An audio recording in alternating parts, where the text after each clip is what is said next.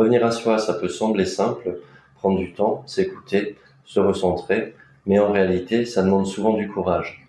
Alors pas forcément un grand courage visible, mais quelque chose de plus discret et de plus confrontant. Pendant longtemps, on apprend à fonctionner vers l'extérieur, s'adapter, répondre aux attentes, gérer, et ça devient une forme d'équilibre.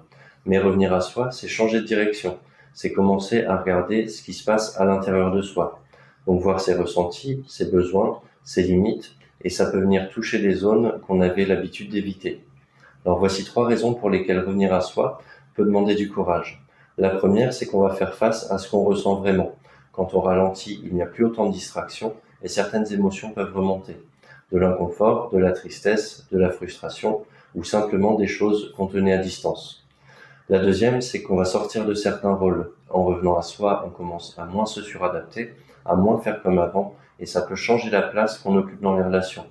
Dire non, se positionner différemment, prendre plus de place ou parfois moins, et ça demande du courage parce que ça peut créer des réactions autour de nous. Et la troisième, c'est de prendre la responsabilité de ses choix.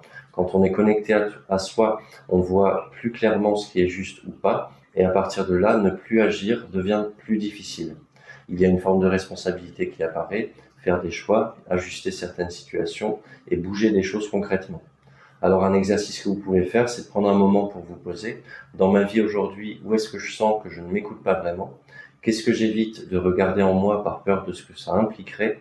Et si je revenais un peu plus à moi, quelle petite action je pourrais faire dès maintenant? Pas forcément quelque chose de radical, mais juste un premier ajustement.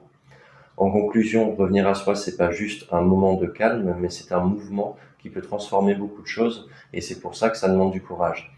Pas forcément pour devenir quelqu'un d'autre, mais pour arrêter de s'éloigner de soi, et petit à petit créer une vie plus alignée avec ce qui est réellement là. Si vous êtes dans ce cheminement et que vous avez une question sur ce sujet, n'hésitez pas à me l'envoyer soit dans les commentaires, soit en message privé, et je prendrai le temps d'y répondre dans une prochaine vidéo.